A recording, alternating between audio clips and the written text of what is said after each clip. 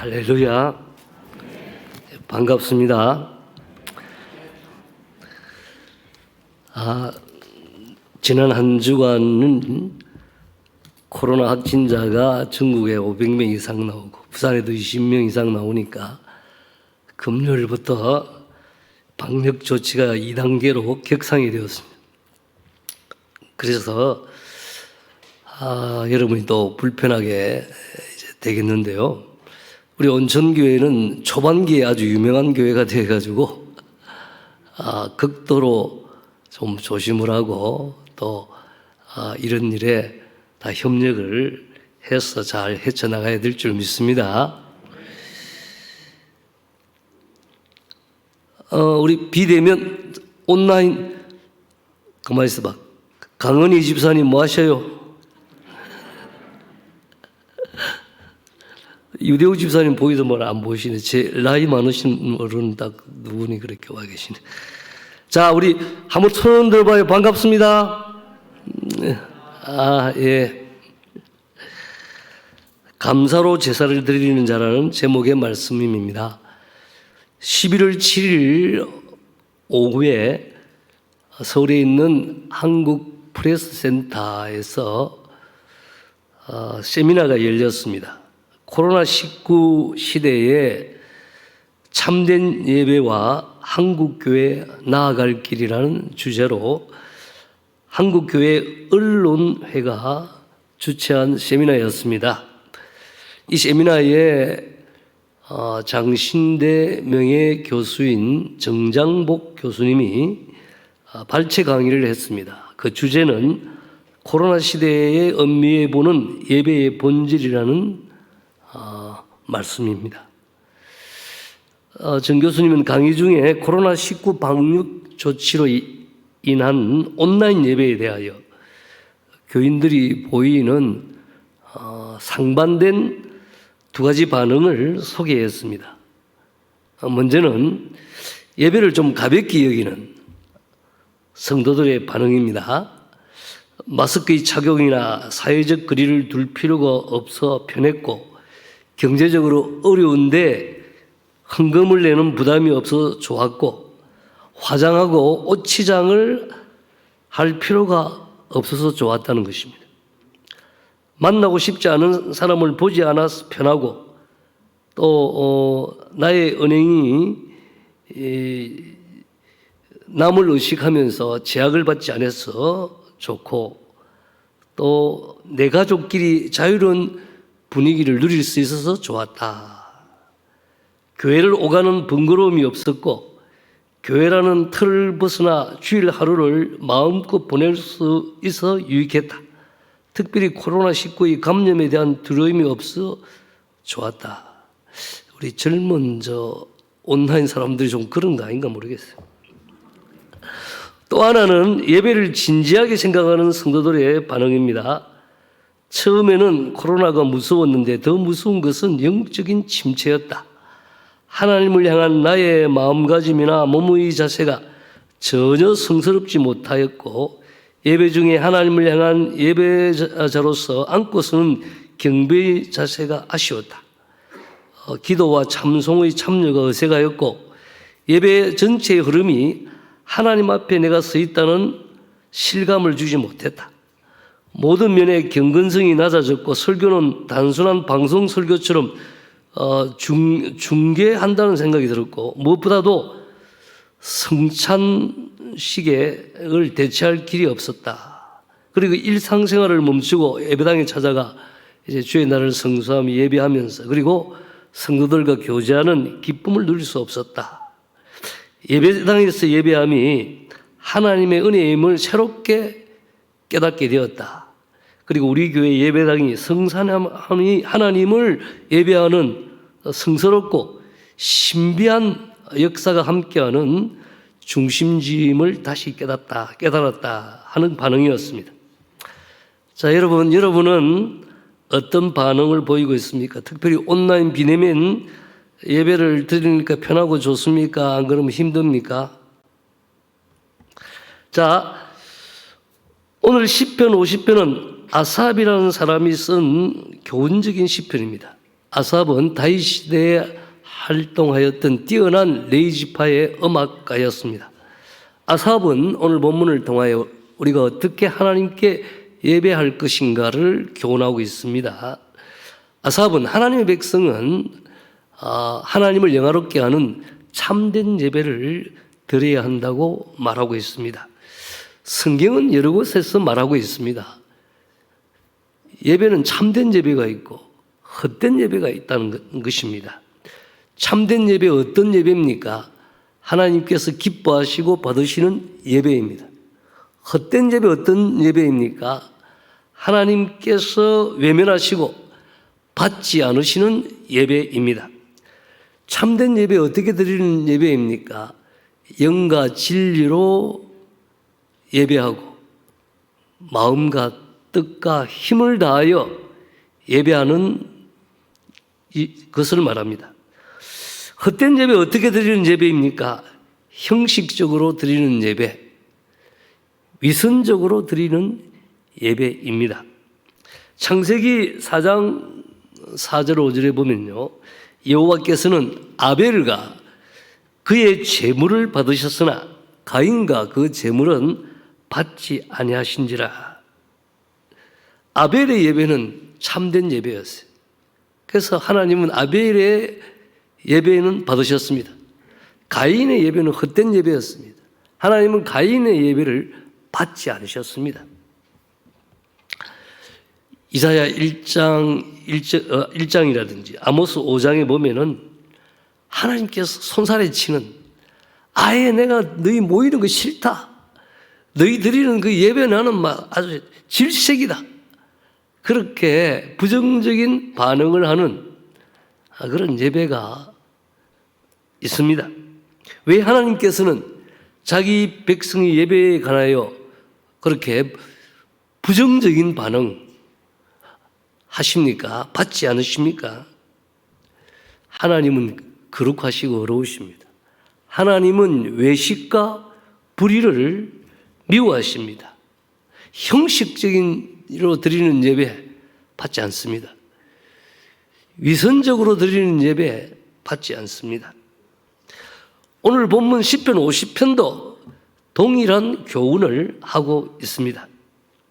하나님은 형식적으로 예배하는 이스라엘 백성들, 위선적으로 예배하는 이스라엘 백성들을 고발하고 경고하십니다. 시편 50편은 4단락으로 이루어져 있습니다. 1절부터 6절 말씀입니다. 심판자인 하나님은 자기 백성의 예배를 평가하십니다. 7절부터 15절 말씀입니다. 하나님은 형식적으로 예배하는 하나님의 백성들을 고발하십니다. 16절부터 21절 말씀입니다. 하나님은 외식적으로 예배하는 자신의 백성들을 고발하십니다. 22절, 23절 결론적으로 하나님은 형식적으로 예배하고 외식적으로 예배하는 자들을 경고하시며 회개하도록 촉구하십니다. 그리고 하나님은 진정한 감사와 또 하나님 말씀에 순종하는 삶을 살면서 드리는 예배 원하신다고 말씀하십니다. 먼저 우리는 1절부터 6절을 살펴보고자 합니다. 여기는 하나님께서 법정을 개설하시고 이제 하나님의 백성을 피고로 부르십니다. 그리고 세상 모든 곳에서부터 증인들을 불러서 하나님께서 이제 판결을 하십니다. 이스라엘 백성들의 그 삶과 예배에 대해서 하나님께서 심판을 하시는 내용이 나옵니다. 성도 여러분, 이 코로나 사태로 우리는 이제 이렇게 대면 예배도 드리지만은 또 온라인으로 많은 사람들이 비대면 예배를 드리고 있습니다. 하나님께서 오셔서 오늘 본문 1절에서 6절에 나오는 것처럼 심판자로 오셔서 우리의 예배를 평가하신다면, 판단하신다면 뭐라 하실까요? 잘하고 있다고 하시겠습니까? 아니면 대단히 실망하시고 분노하시겠습니까? 7절에서 13절까지 말씀을 읽어보면 하나님은 형식적으로 드리는 예배에 대해서 신랄하게 지적을 하십니다. 이스라엘 백성들은 외형적으로는 예배를 잘 드리는 것 같았습니다. 제물을 가지고 하나님 앞에 성소에 나가서 제사를 드렸습니다. 그래서 오늘 하나님은 그렇게 말씀하지 않습니까? 나는 내 재물 때문에 너를 책망하지 아니하리니 내 번제가 항상 내 앞에 있음이로다.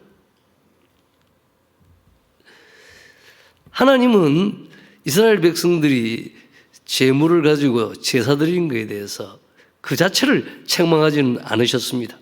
문제는 제사를 드리고 예배하는 태도가 틀렸다는 거예요. 자세가 틀렸다는 것입니다. 또 예배하는 그런 목적과 이유를 제대로 이해하지 못하고 있다고 말씀하시는 것입니다. 이스라엘 백성들은 하나님께서 뭔가 부족해가지고 제사를 필요로 하고 제물을 필요한다고 생각했습니다. 그래서 사실은 하나님은 제물 먹지 않습니다. 하나님은 제물로 배를 불리고 그렇게 하지는 않습니다. 신에게 제물을 바치고 하는 것은 이방인들의 그런 사고요 행동입니다. 이방인들은 신도 인간처럼 배가 고프고 좋은 재물을 먹는 것으로 그렇게 여깁니다. 그래서 때로는 사람까지도 재물을 바치잖아요. 그럼 그 재물을 만족하게 여기고 그리고는 재물을 잘 그렇게 먹든지 뭘 처리한 그런 신은 이제 그런 재물을 바친 자에게 복을 주십니다. 문제를 해결해 주십니다. 여러분, 이방인들이 자기 신에게 제사하고 예배드리는 목적이 뭡니까? 하나 딱 있습니다. 복 받는 것입니다. 뭐 신이 어떤 존재인지, 신이 누구인지 이건 별 상관이 없어요. 어느 신이든지 뭐 산신령인지 용왕이든지 복만 주면 되는 것입니다. 사람들은 소원을 성취하고 부귀영화를 누리고 무병장수하는 복을 받기 위하여 제사를 드리고 또 예배를 드리는 것입니다. 그런데 이스라엘 백성도 이방인과 같이 꼭 그런 마음을 가지고 하나님께 제사를 한 것입니다. 하나님은 이스라엘 백성들이 제사를 드리는 동기에 대해 제물을 가져오는 태도에 대해 이제 지적을 하시는 것입니다. 이스라엘 백성들은 하나님 앞에 선심 쓰듯이 제물을 가지고 왔습니다. 다 제사도 예배도 자기 중심으로 자기 이익을 위해서 하나님 앞에 이렇게 드리면 하나님 또 복을 주겠지. 그렇게 형식적으로 기계적으로 제사를 드렸습니다. 정성이 담기고 제사 드릴 때 마음이 담기는 예배가 아니었습니다. 그래서 하나님이 이스라엘 백성을 책망하시는 것입니다. 올바른 예배, 참된 예배를 드려야 한다고 말씀하시는 것입니다. 성도 여러분, 하나님의 백성인 우리가 드리는 예배는 달라야 합니다. 하나님의 백성은 감사로 하나님께 제사를 드려야 합니다. 14절 15절 말씀입니다. 감사로 하나님께 제사를 드리며 지존하신 이에게 내 소원을 갚으며 환난 날에 나를 부르라. 내가 너를 건지리니 내가 나를 영화롭게 하리라. 성도는 받은 은혜에 누리는 은혜에 대한 응답으로 하나님께 예배합니다. 하나님 백성은 받은 은혜에 감사하여 하나님께 예배드립니다. 하나님의 형상을 지닌 인간으로 존귀한 자로 나와 여러분을 하나님께서 지으셨습니다. 그 은혜 감사해서 예배하는 것입니다. 죄인인 우리, 죄와 사망과 지옥 형벌로 망할 수밖에 없는 존재입니다. 그런데 하나님이 사랑하셔서 자신의 아들 예수 그리스도를 통하여 은혜로 우리를 구원해 주셨습니다. 할렐루야. 그래서 우리는 그 은혜에 감격하여 예배를 드리는 것입니다. 하나님은 우리에게 건강을 주시고 생명을 연장해 주셨습니다. 먹을 것, 마실 것, 입을 것 주셨습니다. 아내와 남편, 자녀들을 주셨습니다. 부모를 주셨습니다. 그래서 하나님 앞에 감사하면서 예배 드리는 것입니다. 꽃같은 한반도지만 남쪽인 우리를 하여금 대한민국에 살게 하고 자유를 누리고 이렇게 예배도 드릴 수 있게 해주신 것 하나님 앞에 감사해야 될 줄 믿습니다. 또 우리는 천국 시민이 되었어요. 영광스러운 하늘의 기업을 소망하면서 살고 있습니다. 얼마나 감사합니까? 우리는 셀 수 없는 은혜를 받았습니다. 한 가지, 두 가지, 수없이 많은 그런 은혜를 받았습니다. 우리는 많은 것을 누리고 삽니다. 사실은 우리가 생각하지 못해서, 깨닫지 못해서 감사하지를 못하는 것입니다. 가만히 생각해 보면 다 은혜입니다. 제가 한평생 살면서 10가지 감사 한번 적어봤어요. 10가지 뭐 적을 게 뭐 있노? 그럼 살아오면서 감사하는 거 한번 적어보자. 수도 없이 많은 거예요. 50몇 가지를 적다가 그만 적어버렸어요. 나의 나된 것은 하나님의 은혜다. 할렐루야. 그래서 우리는 말이에요. 내게 주신 그 은혜를 내가 어떻게 보답할까? 감격하면서 감사로 응답하는 것이 하나님께 드리는 예배인 것입니다. 여러분 14절 말씀에는 두 가지 명령이 있습니다. 감사로 하나님께 제사를 드리라. 또 지존하신 이에게 내 소원을 갚아라. 소원이라는 것은 자원하여 하나님께 드리는 약속입니다. 하나님께 드린 약속이니 반드시 이행해야 합니다. 그런데 이 본문에 나오는 이 소원, 내 소원한 것을 갚으며, 제가 이게 도대체 뭘 말할까? 물론 우리가 여러 가지 소원이 있겠습니다만 주로 시편에 나오는 소원은 보니까요 이런 거예요. 환난을 만났습니다. 하나님, 이 환난에서 나를 건져 주십시오. 구원해 주십시오. 막 기도합니다. 하나님, 내 문제를 해결해 주시고 이 고난에서 나를 건져 주시면 내가 많은 사람 앞에서 공개적으로 하나님을 찬양하고 하나님께 감사를 드리겠습니다. 그렇게 약속하는 것입니다. 그리고 이루어지면 또 진짜 하나님 앞에 감사하는 것입니다. 자, 시편 56편 12절부터 13절 보면요. 하나님이여, 내가 주께 서원함이 이사온즉 내가 감사절을 주께 드리리니 주께서 내 생명을 사망에서 건지셨습니다. 아마 분명히 이 시인은 그런 죽을 그런 위기 속에서 하나님 살려주시면은 내가 정말 주의 이름을 많은 사람 앞에서 내가 감사하고 또 주의 사역을 인정하겠습니다. 그래, 하나님이 건져주셨어요. 그러니까 서운한 대로 감사제를 주께 드렸다는 거예요. 시편 116편 17절 18절 말씀도 마찬가지예요. 내가 주께 감사제를 드리고 여호와의 이름을 부르리이다. 내가 여호와께 서운한 것을 그의 모든 백성이 보는 앞에서 내가 지키리이다. 그것도 보면요, 하나님을 찬송하는 거예요. 감사하는 거예요. 그러니까 이 기도와 감사와 이 소원이 이게 순환하고 있는 걸 볼 수 있습니다. 시편 66편 13절부터 18절 16절도 마찬가지고 제가 읽지는 않겠습니다. 개인에게 환난과 고난이 찾아오면 어떻게 합니까?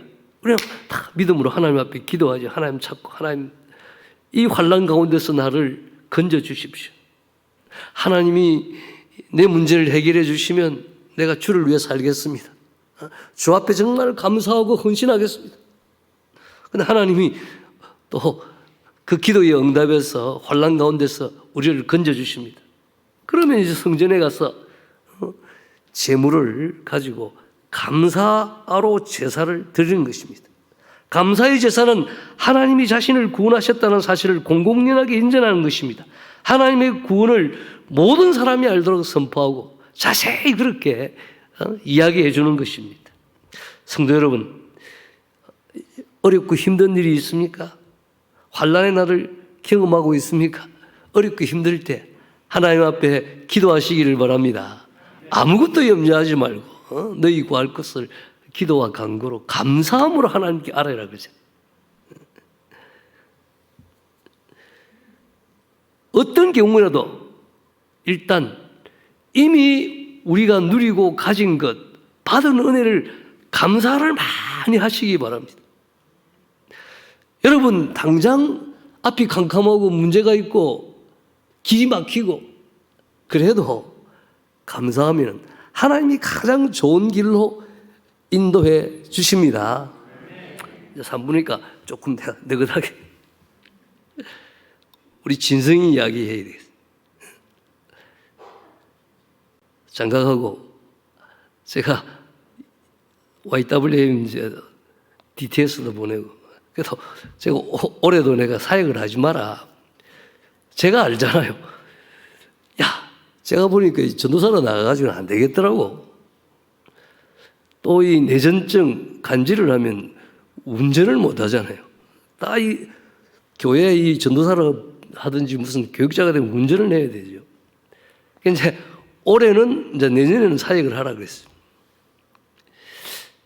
그래서 제가 올해 2월 달인가 이 아들 어떻게 뭘 준비를 시킬까? 지가 좋아하는 거 잘하는 걸 시키자. 야, 진성아, 내가 한 번은 어디 가 있으면서 그렇게 했어. 야, 진성아, 네 말이야. 그 영상 편집하고 또 그 하여튼 그런 거 한번 배워보면 안 될까? 그러니까 아침에 이야기했는데 내가 어디 멀리 떨어져 있었어요. 점심 때 내가 보니까 전화 다시 하니까 벌써 서면 가가지고 학원 다 알아봤어요. 잘하는 거 재밌는 걸 막. 그래가지고 아버지 이 세 강좌를 들어야 되는데 이게 얼만데. 그래가지고 이 코로나가 와가지고 더 이제 싸게 되고 알았다. 그건 내가 후원을 할구만. 그래서 영상 편집하고 하는 거 그걸 배웠어요. 그 다음에 이제 가을에는 또 어디서 요즘은 이런 게 있어요. 숨고 뭐 하는 그런 플랫폼이 있어요. 숨은 고수들. 각 분야에 아주 그 탁월한 실력을 가진 그런 사람들이 있어요. 그러니까 배우고 싶으면 거기 가서 사이트에 가서 나는 이런 거 배우고 싶으면 하면은 그 사람이 나타나는 거예요. 그럼 뭐 야, 나는 뭐 10번 만나는데 얼마다. 또는 이제 숨은 고수가 나는 이런 게 있는데 그렇게 가르칠 수 있다. 그러면 또 필요한 사람이 찾아가고. 그래가지고 뭐 하여튼 아버지 그냥 내가 학원 다니면 안 되고 또 개인적으로 하면 레슨을 해야 되겠다. 근데 하면서 네 음량도 해라. 그래가지고 10월 달에는 열심히 이제 배우고 그랬어요. 그래서 이제 10월 달부터 이제 교회에 원서를 냈어요. 그러니까 가급적이면 뭐 멀리는 안 가고 이 경남도나 부산에 이렇게 진해 제일 침례 교회가 있더라고. 그 큰 교회가 크더라고. 그 원서를 썼어요. 제가 같이 써가지고 그 원서는 통과됐는데 면접은 떨어졌어요. 왜?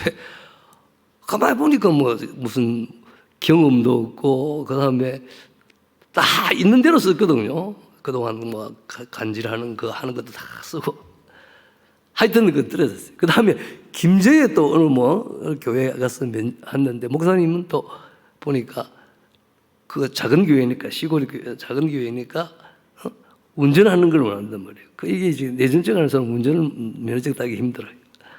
그래가지고 한 2번 면접 보고 왔는데 아빠 나는 아무데도 못 가겠네. 내가 걱정하지 마라.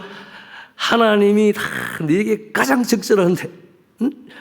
네 감사하고 가만히 있어라. 그런 거에서 교육자의 인사이동은 하나님이 하시는 거야. 그러니까 그런 거 하지 마. 근데 하루 이틀 그래가지고 낙심받으면은 한 이틀 지나고 그럼 그 다음날 딱 보니까 국민일보에 뭐가 났냐면은 요즘은 이제 교회들이 재정이 다 이렇게 뭐 상당히 다운이 됐어요. 그 많은 데는 뭐 30% 이상 막 이렇게 적어지고 수입이 적어지고 하니까 이제 쉽게 말하면 부교육자들을 내보내는 거예요. 그런데 다 내보내는데 옛날에는 여러분 전도사를 못 오자면은 일종 보통 면허증은 그건 필수야. 근데 그보다 더 중요한 게 생겼어. 영상 편집을 하는 전도사는 안 내보내. 그 교회가 쓰는 거야. 그런데 여기 지금 동네 제일 침례 교회에 10월 달에 새로운 젊은 목사님이 미국에서 왔어요. 근데 파트타임으로 영상 편집 담당하는 전도사를 구한다는 거예요. 그래서 내가 신문에 난 걸 줬어요. 자, 진성아 봐라. 코로나가 다 나쁘지만 니한테는 좋잖아. 교회들이 영상 편집하는 거 다 그런 사람 또 음향 이런 거 좋아하죠. 그러니까 자기가 그냥 넣어놓고 잊어버린 거예요. 동네 제일 침례교회에서 이렇게 목사님이 면접 오라고 그래가지고 가서 이제 목사님하고 이야기하고 목사님 괜찮은 목사님. 그래서 이제 그동안 홍영철 목사님 교회 가서 이제 교사하고 있었는데 다음 주부터 이제 동네 제일 침례교회 파트타임 자기한테 딱 맞는 거예요. 왜냐하면 금, 토, 일만 근무하면 돼. 그래서 한 걸음 한 걸음 이제 사역의 길을 가는 것입니다. 하나님은 가장 좋은 길로 우리에게 인도하시기 때문에 어렵고 힘들고 막혀도 감사로 제사를 드리는 여러분 되시기를 바랍니다. 그리고 이제 16절부터 21절은 말이에요. 율법을 뭐 말을 하기도 하고 가르치기도 하고 자기는 언약 백성이라고 큰 소리 치지만은 하나님의 교훈을 미워하고 하나님의 말씀을 그냥 무시하고 그러면서 이제 도둑질함으로 8계명을 범하고 간음함으로 7계명을 범하고 이웃에게 거짓 증언을 함으로 9계명을 범하고 친행죄를 공경하여 비방함으로 그래서 부모님의 마음을 아프게 해서 5계명을 그렇게 어기는 그런 일을 하고도 하나님 앞에 와서는 또 예배는 떡 드리고 이런단 말이에요. 삶은 지멋대로 살면서 또 주일만 되면은 또 하나님 앞에 성전에 가서 제사 드리고 예배 드리는 것은 그냥 아무런 양심의 가책 없이 그렇게 하는 거예요. 그냥 위선적인 생활을 하는 거예요. 전혀 하나님을 의식하지 않고 가인처럼 그렇게 잘못 살면서 하나님 앞에 그냥 형식적으로 드리는 제사 그건 위선적인 예배예요. 지금 하나님이 그걸 지금 책망하시는 것입니다. 우리도 자신을 살펴야 돼요. 우리가 가정에서 가족끼리 부부 간에 부모 자식 간에 어떻게 살고 있는지 마땅히 해야 될 도리를 하고 사는지 우리가 직장에서 또는 동네에서 예수 믿는 사람으로서 저 말은 많고 인색하고 그런 비난받는 삶을 살지는 않는지 또 자기가 맡은 책임을 제대로 잘못해서 그래서 다른 사람을 어렵게 하고 그렇게 살지는 않는지 살펴야 하는 것입니다. 21절 말씀입니다. 내가 이 일을 행하여도 내가 잠잠하였더니 내가 나를 너와 같은 줄로 생각하였도다. 그러나 내가 너를 책망하여 내 죄를 내 눈앞에 낱낱이 드러내리라 하시는도다. 하나님이 가만히 놔두고 잠잠하고 있으니까 뭐 하나님도 뭘 안 하시니까 내 마음대로 해도 되겠네. 하나님이 지금 잠잠히 참고 기다리는 것은 하나님이 인자하시기 때문에 기회를 주는 거예요. 회개할 기회를. 회개하라고 지금 참고 계시는 거예요. 그러므로 빨리 삶을 돌이켜야 하는데 죄악 가운데 살면은 결국은 하나님의 심판이 임합니다. 내가 너를 책망하여 내 죄를 내 눈앞에 낱낱이 드러내리라. 우리는 조심해야 합니다. 21절 말씀입니다. 하나님을 잊어버린 너희여 이제 이를 생각하라. 그렇지 않으면 내가 너희를 찢으리니 건질 자가 없으리라. 형식적으로 예배드리고 위선적으로 예배드리면 결국은 하나님의 진노가 임하는 것입니다. 여러분, 우리가 입술로는 하나님을 인정하고 하나님 이름 부르지만 행동으로 하나님 말씀대로 순종하고 살지 않으면 행동으로 부인하는 거예요. 하나님을 잊어버리니까 대충대충 예배드리고 하나님을 생각하지 않으니까 계명을 어기고 사는 것입니다. 이제 이를 생각하라. 더 이상 헛된 예배를 드려서는 안 됩니다. 더 이상 형식적인 예배, 더 이상 위선적인 예배를 드리지 말라는 것입니다. 하나님은 헛된 예배에서 회개하라고 촉구하십니다.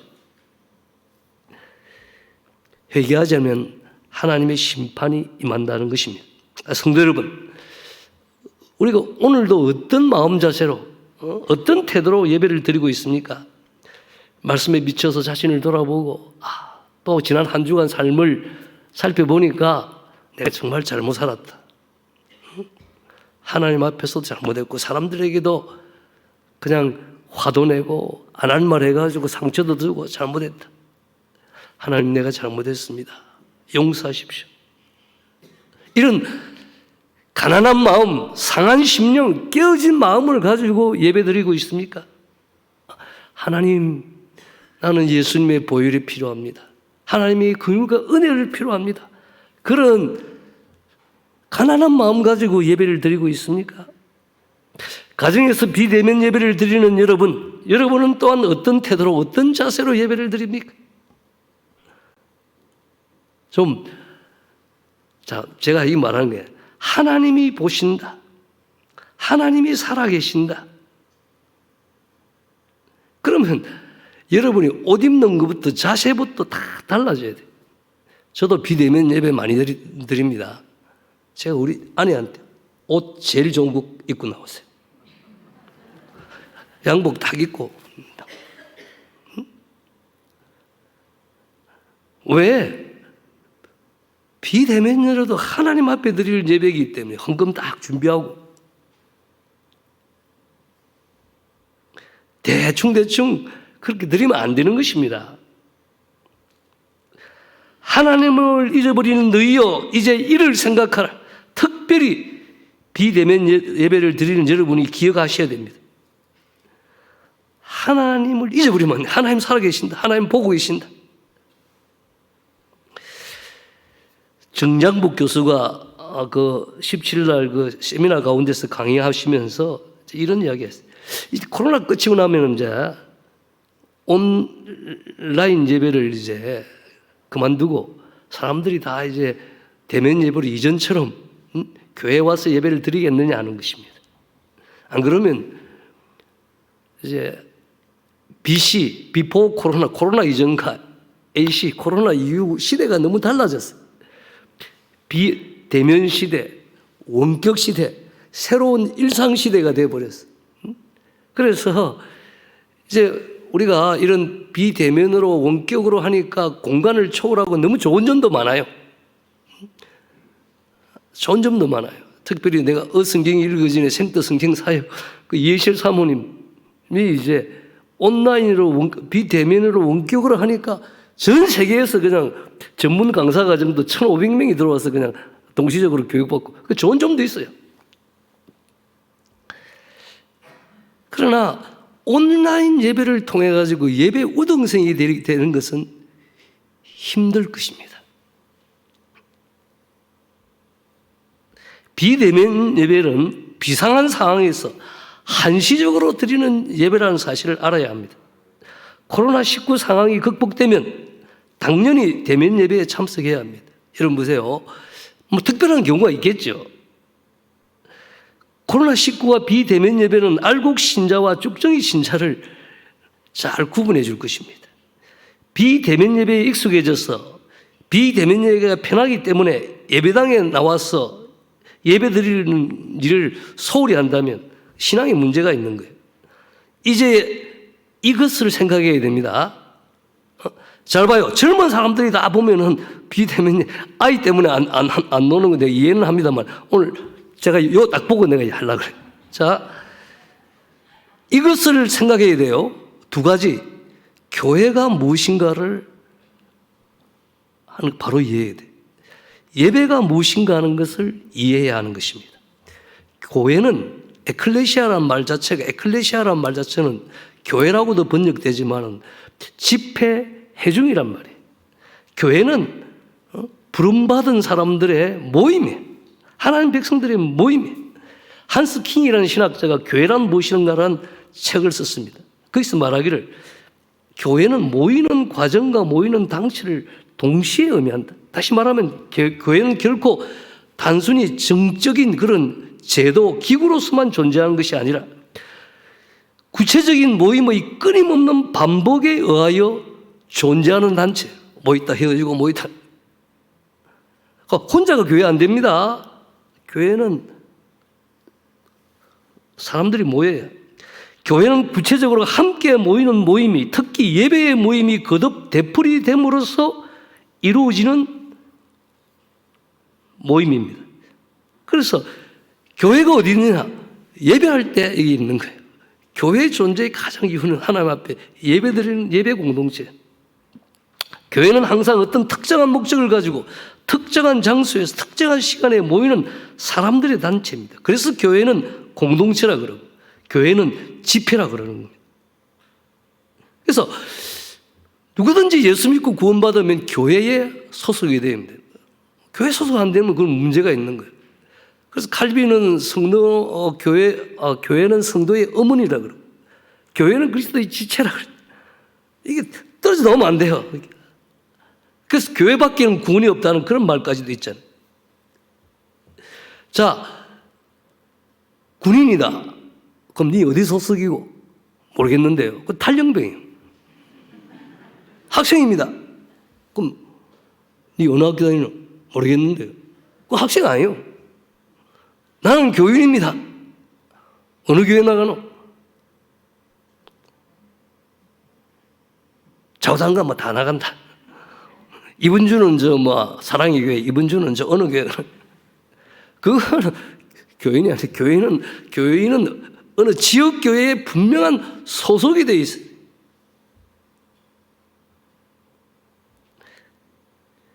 여러분, 특별히 교회를 통해서 우리가 하나님의 은혜를 보는데 말씀을 통해서 은혜를 받고 성례를 통해서 은혜를 받잖아요. 그 성찬, 비대면 예배를 가지고 성찬에 참여할 수 없어요.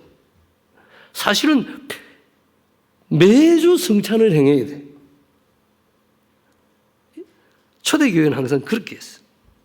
우리 교회는 그래도 한 달에 한 번씩 합니다만은. 그래서 여러분, 교회는 어쨌든 모임이다. 그래서 모이기를 피하는 어떤 사람들의 습관을 같이 하지 말고 그날이 가까울수록 더욱 그리하자. 아마 하나님이 그걸 아시고 다 그런 말씀도 성경에 적어놓은 것 같아요. 다음으로 예배가 무엇인가를 생각해야 됩니다. 제임즈 더 종이라는 분이 계획주의 예배라는 책을 썼어요. 그 책에서 예배를 이렇게 정의하고 있습니다. 예배는 하나님께서 찬양받으시고 그의 교회는 축복을 받는 하나님과 하나님 백성 사이에 규정된 연합 집회이다. 그러니까 예배는 집회라는 거예요. 예배는 사람들이 모여서 집회라는 거예요. 얼굴을 서로 맞대고 만나는 모임. 하나님과 하나님 백성과의 만나는 모임. 시간을 정하고 장소를 정하고 의도적으로 모이는 집회라는 거예요. 그리고 예배는 연합 집회. 개인 예배 중요합니다. 가정 예배 중요합니다. 그러나 그거하고는 공적인 이런 예배하고는 교회로 모이는 공적 예배하고는 그거는 질적으로 다 달라요. 예배는 하나님 백성이 함께 모여서 하나님을 만나는 집회인 것입니다. 예배는 규정된 연합 집회다. 규정됐다는 것은 예배는 순서가 있고 짜임새가 있어. 하나님이 우리에게 말씀하시고 하나님이 복 주시고 하는 것도 있고 우리가 신앙 고백을 하고 기도하고 찬양하고 헌금하고 이런 순서가 다 이렇게 정해져 있어요. 그래서 예배는 하나님과 그의 백성 사이에 규정된 연합 집회다. 여기까지 이제 예배는 집회다. 예배는 연합 집회다. 예배는 규정된 연합 집회다. 하나님과 그의 백성 사이에 거기까지 되는데 그리고 이제 들어가는 것은 예배는 하나님께 찬양 받으시는 집회다. 왜 예배는 하나님께 드리는 거예요. 우리가 뭐 은혜 받고 우리가 설교 듣고 그게 중요한 게 아니고 예배는 드리는 거예요. 하나님을 위해서 예배하는 거예요. 하나님께 영광을 돌려드리는 것입니다. 예배의 절정은 뭐라 그랬습니까? 예배의 절정은 봉헌이야. 봉헌. 또 사실은 봉헌과 더불어서 성찬식에 가면 하나님 앞에 드릴 수 있는 최고의 것은 예수 그리스도의 십자가의 죽으심과 부활을 생각하면서 그 하나님의 사랑과 은혜를 우리가 찬미의 제사로 감사의 제사로 올려드리는 것. 그건 우리 봉헌보다 더 중요하겠지요. 그런데 우리가 우리가 드리는 제일 중요한 것은 봉헌이에요. 우리 생명의 일부인 물질을 드리는 거예요. 그리고 예배를 드리면 또 하나님도 가만히 안 계셔. 하나님 우리에게 복을 주시는 거예요. 그의 교회가 복을 받는 집회. 그런데 하나님이 우리에게 주시는 최고의 복이 뭐냐? 하나님과의 만남인 것입니다. 여러분, 정한 시간에 정한 장소에서 어떤 예배 순서를 정해놓고 우리가 하나님 앞에 예배를 드립니다. 여러분이 이 예배에 나와서 예배 순서에 따라 예배를 드리면서 이 시간에 뭘 기대해요? 여러분의 목적이 뭡니까? 하나입니다. 하나님과의 만남. 예배 시간에 하나님이 성령으로 우리 가운데 임재하신 것입니다. 우리에게 말씀하십니다. 우리에게 생기를 불어넣으시고 우리에게 셈을 주시고 우리를 위로하시고 우리에게 기쁨을 주고 평강을 주고 우리를 치유하시고 우리를 자유케 하는 역사를 행하시는 줄 믿습니다. 그래서 제임스 종이 계획주의 그 예배학이라는 그 책을 썼는데 그걸 영어 이름으로 Into His Presence, 그의 임재하심으로 예배 가운데 우리가 예배를 드리는 가운데 하나님이 임재하시고 그 임재하신 하나님과 우리를 만나는 거예요. 여러분, 두세 사람이 내 이름으로 모인 곳에 내가 그들 중에 있다. 성령으로 주님이 이 예배 가운데 임재해 계신 줄 믿습니다. 하나님이 임재하는 거예요. 여러분, 예배 드리기 위해서 나올 때 뭘 기대해야 돼요? 오늘도 이 정한 시간에 이 장소에서 함께 예배 드리고 이 순서를 진행할 때 하나님이 찾아오셔서 나를 만나줄 것이다. 그 기대 속에 예배로 나와야 한 줄 믿습니다. 그건요, 물론 집에서 예배 드리면서도 하나님 만나고 은혜 받을 수 있죠. 그러나 우리가 과연 예배의 우동생, 정말 영과 진리로 다 예배하는 것이 집에서 하는 거하고 지금 여기 하는 거하고 같겠습니까? 같지 않단 말이에요. 그럼에도 나는 뭐 집이나 뭐 하나님 어디 안 계시나? 그런 사람은 교회가 무엇인지 예배가 무엇인지 모르기 때문에 그런 이상한 이야기를 한다 이 말이에요. 여러분, 교회로 예배에 성공해야 신앙에 성공하고 신앙에 성공해야 삶에 성공한다 그래요. 김남준 목사님이 성도는 일주일을 예배를 위해 살고 또 예배 시간에 하나님 만나고 받은 은혜로 일주일을 살고 또 그 예배를 기대하면서 또 일주일 지나고 예배가 우리 모든 신앙의 중심에 있어요. 이걸 그냥 지금은 비상 상황이니까 충분히 이해합니다. 여러분 또 그렇게 하셔야 되고 하지만은 이 다 끝나고 나서도 앉아 있다. 어디 갔노? 지선이 안 놀래? 다 나오라잉? 다 이름 다 부를 거다. 지금은 그렇지만 끝나고 나와야 돼. 마지막으로 이제 10편 편집 3절입니다. 감사로 제사를 드리는 자가 나를 영화롭게 하나니 그의 행위를 옳게 하는 자에게 내가 하나님의 구원을 보이리라.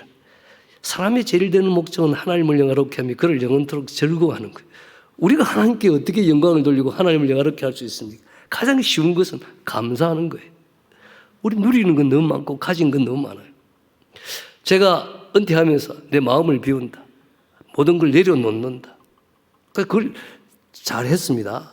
저는 거리두기를 확실히 해서 사회적 거리두기가 별로 그렇게 이상스럽지 않더라고. 그런데 이번 올해 들어서 내가 이제 또 복 있는 사람 큐티도 있고 그 전에 제가 깨달은 거예요. 가만히 생각해 보니까 비우고 내려놓는 것도 안 맞는 것 같아. 왜? 우리는 태어날 때 아무것도 가지지 않고 태어났어요. 제로로 태어난 거예요. 제가 목사로 태어난 것도 아니에요. 하나님 목사로 불러주시고 세워주셨어요.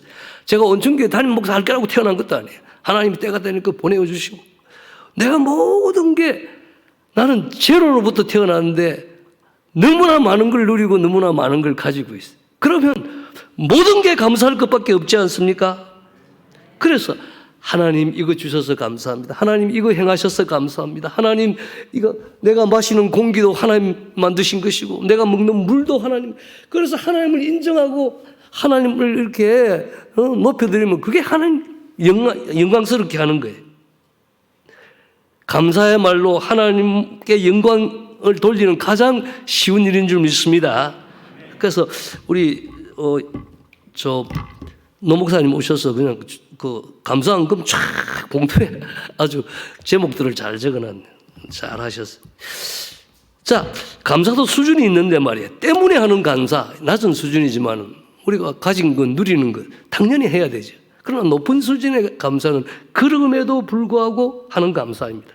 가난함에도 불구하고 질병으로 고통당함에도 불구하고 실업자로 있음에도 불구하고 자녀가 속을 썩임에도 불구하고 코로나 사태에도 불구하고 하나님께 감사드립니다. 왜? 하나님이 나와 함께 하시고 하나님이 내 아버지가 되시고 예수님께서 나를 위해서 십자가에 돌아가시고 부활하시고 또 그 예수님이 내 속에 성령으로 함께 하시는 그 예수님 때문에 모든 것 없어도 감사하는 것은 예수를 가장 존귀히 여기는 거예요.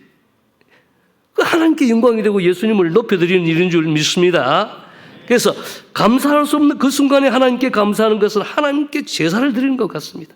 하나님께 감사로 제사를 드리는 것은 하나님을 영화롭게 하는 일이고 또한 그렇게 바른 길을 가는 사람은 하나님의 구원을 보여주십니다. 하나님이 더 큰 은혜를 베풀어 주시는 믿습니다. 여러분 요한복음 4장 23절입니다. 아버지께 참되게 예배하는 자들은 영과 진리로 예배할 때가 오나니 곧 이때라. 아버지께서는 자기에게 이렇게 예배하는 자들을 찾으시느니라. 하나님은 오늘도 참되게 예배하는 자를 찾고 계십니다. 누가 참되게 예배하는 자입니까? 우리 모두 참되게 예배하는 자로 하나님을 영화롭게 하고 늘 하나님의 은혜와 복을 받고 사는 여러분 되시기를 축원합니다. 기도하겠습니다. 하나님 감사합니다. 우리에게 이렇게 예배할 수 있는 그런 자유와 시간과 공간을 주시고 좋은 목사님도 주시고 또 같이 예배할 수 있는 그런 성도들도 주셔서 이렇게 예배하는 가운데 하나님을 만나고 은혜를 받고 하나님의 음성을 듣고 새 힘을 얻고 용기를 얻고 또 갈 길을 우리가 또 깨닫게 하시고 또 하나님께서 생기로 우리 영혼을 새롭게 해주시는 것, 소생케 해주시는 것 너무 감사합니다. 우리가 참되게 예배해서 늘 하나님 만나고 하나님을 영화롭게 하고 하나님의 은혜 가운데 사는 우리 온천교회 성도들 다 되게 해 주옵소서. 예수님 이름으로 기도합니다. 아멘.